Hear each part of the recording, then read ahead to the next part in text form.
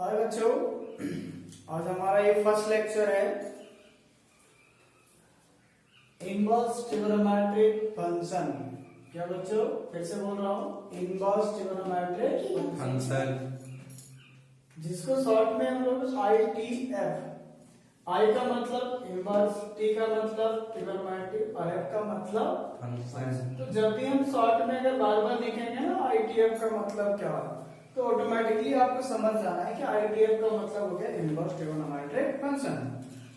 साथ साथ में TF का मतलब ट्रिगोनोमेट्रिक फंक्शन और I जैसे लग जाएगा तो इनवर्स हो जाएगा। ठीक है, चलिए देखिए बच्चों, यहाँ पे ITF पढ़ाने से पहले आपको पहले फंक्शन के बारे में, इनवर्स फंक्शन के बारे में जानना होगा। ठीक है, अपन ज्यादा डिटेल में नहीं जा रहे हैं, बट आपको जितना होगा वहां तक मिलेगा जरूर। ठीक है ना। फिलहाल अभी इतना जानिए कि फंक्शन में किस टाइप से लिखा जाता है और उसका इनवर्स फंक्शन कैसे लिखा जाता है ना।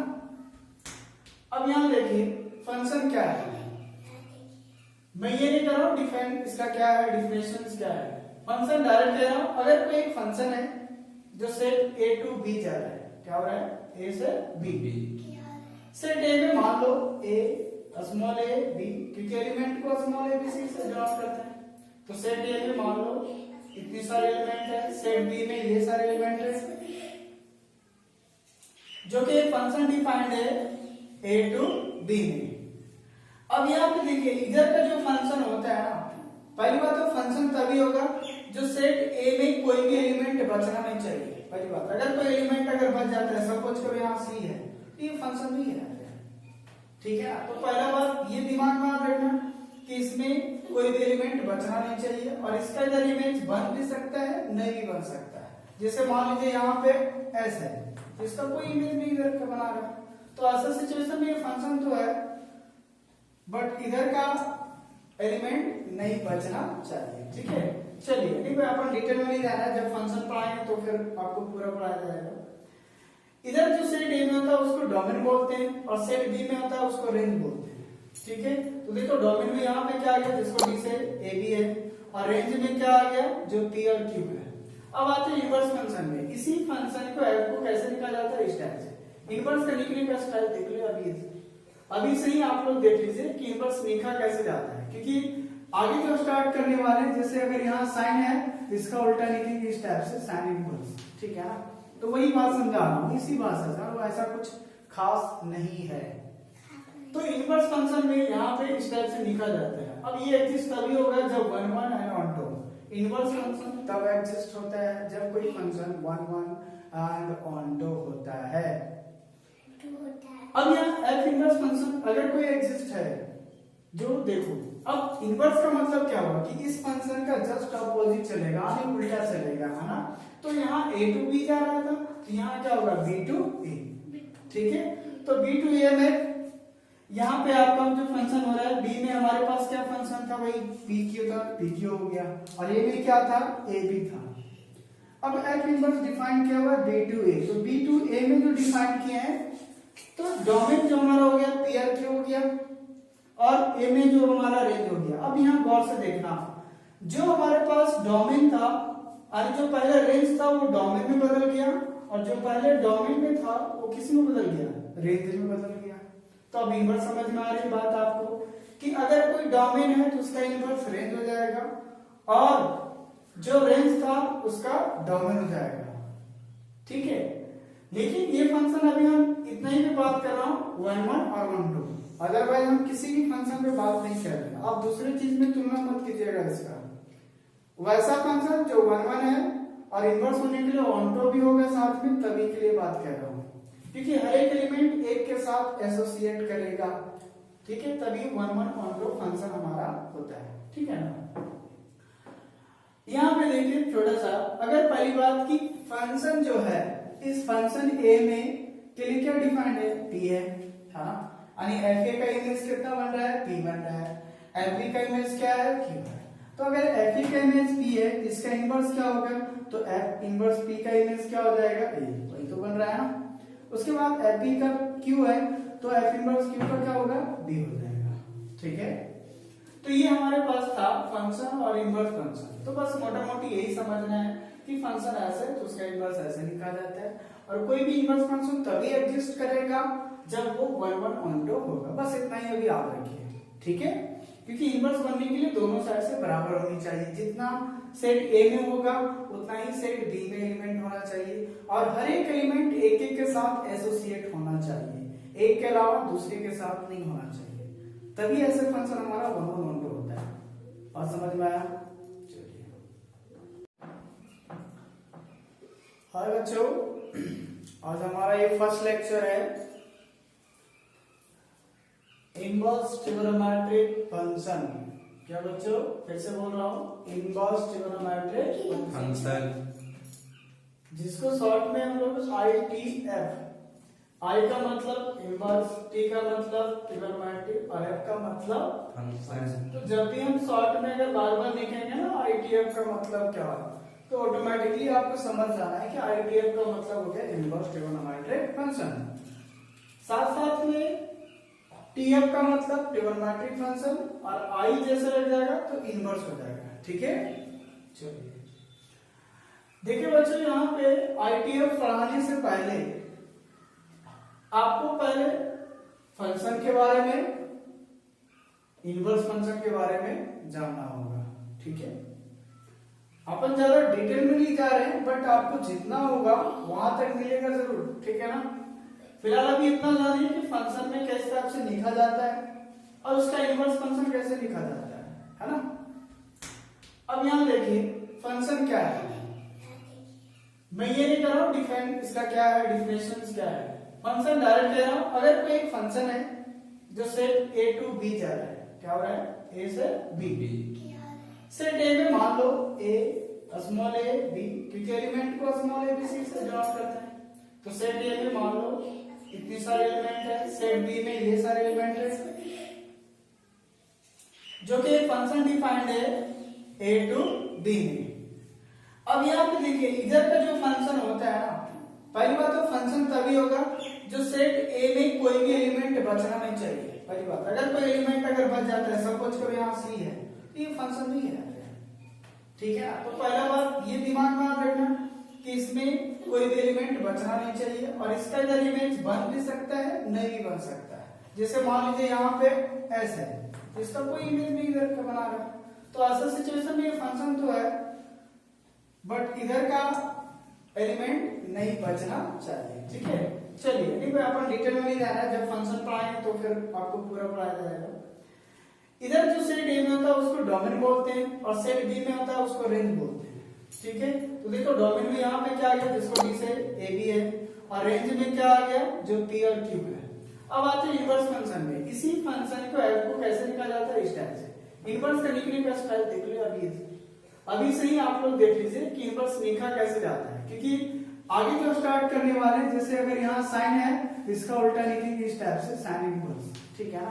तो वही बात समझा रहा हूं इसी भाषा से, और ऐसा कुछ खास नहीं है। तो इनवर्स फंक्शन में यहाँ पे इस टाइप से लिखा जाता है। अब ये एग्जिस्ट तभी होगा जब 1 1 and onto. Inverse function तब एग्जिस्ट होता है जब कोई फंक्शन 1 1 एंड ऑन टू होता है। अब यहाँ एफ इनवर्स फंक्शन अगर कोई एग्जिस्ट है, जो देखो अब इनवर्स का मतलब क्या होगा कि इस फंक्शन का जस्ट अपोजिट चलेगा, यानी उल्टा चलेगा, है ना। तो यहाँ A to B जा रहा था, तो यहाँ क्या होगा B to A, ठीक है। तो B to A में यहाँ पे आपका जो फंक्शन हो रहा है, B में हमारे पास क्या फंक्शन था, वही PQ था, PQ हो गया, और A में क्या था, AB था। अब F इनवर्स डिफाइन किया हुआ B to A, तो B to A में जो डिफाइन किया है, तो डोमेन जो हमारा हो गया PRQ हो गया, और A में जो हमारा रेंज हो गया। अब यहाँ गौर से देखना, जो हमारे पास डोमेन था, अरे जो पहले रेंज था वो डोमेन में बदल गया, और जो पहले डोमेन में था वो किस में बदल गया, रेंज में बदल गया। तो अब इनवर्स समझ में आ रही बात आपको कि अगर कोई डोमेन है तो उसका इनवर्स रेंज हो जाएगा, और जो रेंज था उसका डोमेन हो जाएगा, ठीक है। लेकिन ये फंक्शन अभी हम इतना ही पे बात कर रहा हूँ 1 1 और 1 2, अदरवाइज हम किसी भी फंक्शन पे बात नहीं कर रहे। आप दूसरी चीज में तुलना मत कीजिएगा इसका। वैसा फंक्शन जो 1 1 है और इनवर्स होने के लिए ऑन टू भी होगा साथ में, तभी के लिए बात कर रहा हूँ। क्योंकि हर एक एलिमेंट एक के साथ एसोसिएट करेगा, ठीक है, तभी 1 1 ऑन टॉप फंक्शन हमारा होता है, ठीक है ना। यहाँ पे देखिए थोड़ा सा, अगर पहली बात की फंक्शन जो है, इस फंक्शन ए में के लिए क्या डिफाइंड है, पी है ना, यानी एफ ए का इमेज कितना बन रहा है, पी बन रहा है, एफ बी का इमेज क्या है, क्यू है। तो अगर एफ ई का इमेज पी है, इसका इनवर्स क्या होगा, तो एफ इनवर्स पी का इमेज क्या हो जाएगा, ए, वही तो बन रहा है ना। उसके बाद एफ बी का क्यू है, तो एफ इनवर्स क्यू का क्या होगा, बी हो जाएगा, ठीक है। तो ये हमारे पास था फंक्शन और इनवर्स फंक्शन। तो बस मोटा मोटी यही समझना है कि फंक्शन ऐसे है तो उसका इनवर्स ऐसे लिखा जाता है, और कोई भी इनवर्स फंक्शन तभी एग्जिस्ट करेगा जब वो 1 1 ऑन टॉप होगा। बस इतना ही अभी याद रखिए, ठीक है, क्योंकि इनवर्स बनने के लिए दोनों साइड से बराबर होनी चाहिए। जितना सेट ए में होगा उतना ही सेट बी में एलिमेंट होना चाहिए, और हर एक एलिमेंट एक एक के साथ एसोसिएट होना चाहिए, एक के अलावा दूसरे के साथ नहीं होना चाहिए, तभी ऐसे फंक्शन हमारा 1 1 ऑन टॉप होता है। बात समझ में आया? चलिए, हाय बच्चों, आज हमारा ये फर्स्ट लेक्चर है इनवर्स ट्रिगोनोमेट्रिक फंक्शन। क्या बच्चों, फिर से बोल रहा हूँ, इनवर्स ट्रिगोनोमेट्रिक फंक्शन, जिसको शॉर्ट में हम लोग ITF, I का मतलब इनवर्स, T का मतलब ट्रिगोनोमेट्रिक और F का मतलब फंक्शन। तो जब भी हम शॉर्ट में अगर बार बार लिखेंगे ना ITF का मतलब क्या है, तो ऑटोमेटिकली आपको समझ जाना है कि ITF का मतलब हो गया इनवर्स ट्रिगोनोमेट्रिक फंक्शन। साथ साथ में TF का मतलब ट्रिगोनोमेट्रिक फंक्शन, और I जैसे लग जाएगा तो इनवर्स हो जाएगा, ठीक है। चलिए देखिए बच्चों, यहाँ पे ITF पढ़ाने से पहले आपको पहले फंक्शन के बारे में, इनवर्स फंक्शन के बारे में जानना होगा, ठीक है। अपन ज्यादा डिटेल में नहीं जा रहे हैं, बट आपको जितना होगा वहां तक मिलेगा जरूर, ठीक है ना।